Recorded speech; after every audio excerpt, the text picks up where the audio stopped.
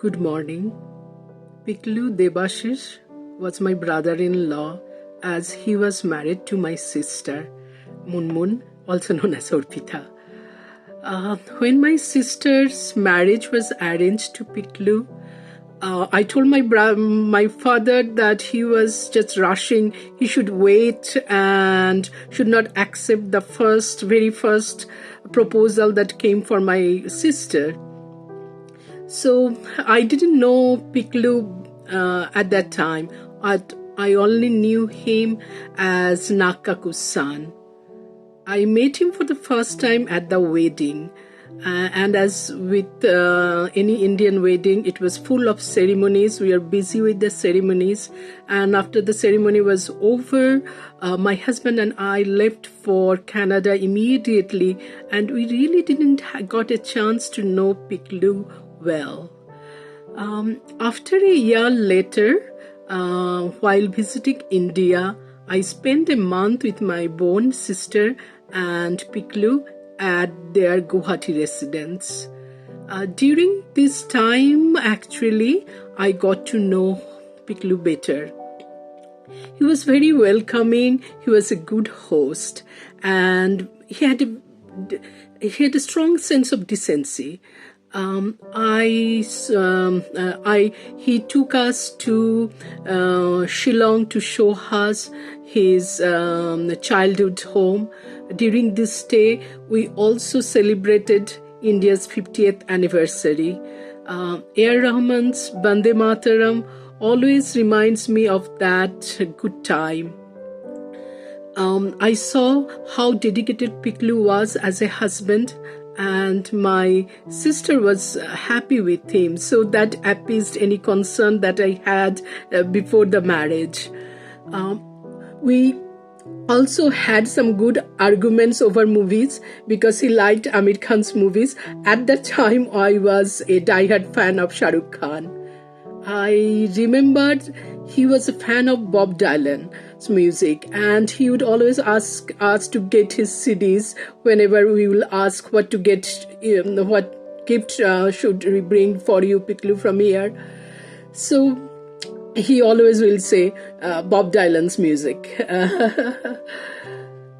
We enjoyed spending time with him and my sister at Guwahati so much that from then on, every time we visited India, we made sure to schedule a trip to visit him and my sister at their place, wherever they were, may that be Guwahati or Shiliguri.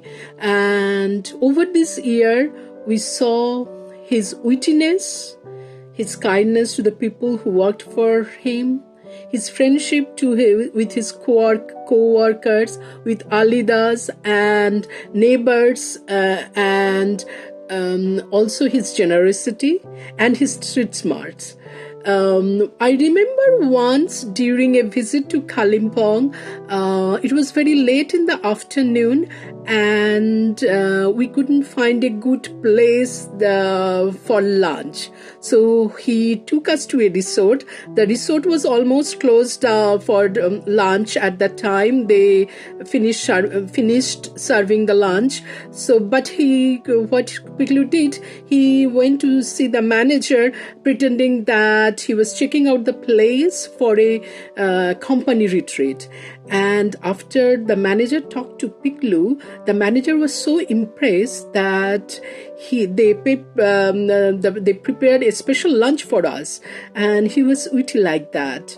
And so he was very good at his work, and he was dedicated, hardworking and responsible. That's why he achieved so much in his short career. He was also dedicated to his family. That included his in-laws, and he helped my brother when we needed help. And he took my brother in at his house, and he helped my father also when he needed help. And I remember he called us in Boston before the surgery, and asking us to take care of things if needed. I was at work at the time and couldn't talk to him. He just left a message. And the next day when I called my sister, I remember we were joking that he was so nervous for a routine surgery. But we didn't know at the time it would be the last time that I will hear his voice. He was kind. He was a so kind soul, and he lived his life with purpose and dedication. He is the person who has been deeply loved. Today, let us carry forward his virtues and live life with gratitude and kindness. And happy 60th birthday, Piklu. We wish that you were here so that we can celebrate it together, but you will always remain in our hearts. I don't know if there afterlife, then if you are here in this earth at some other way, some other version of Piklu, I know you will be doing good, you will be kind to people, and you will be a good soul. You will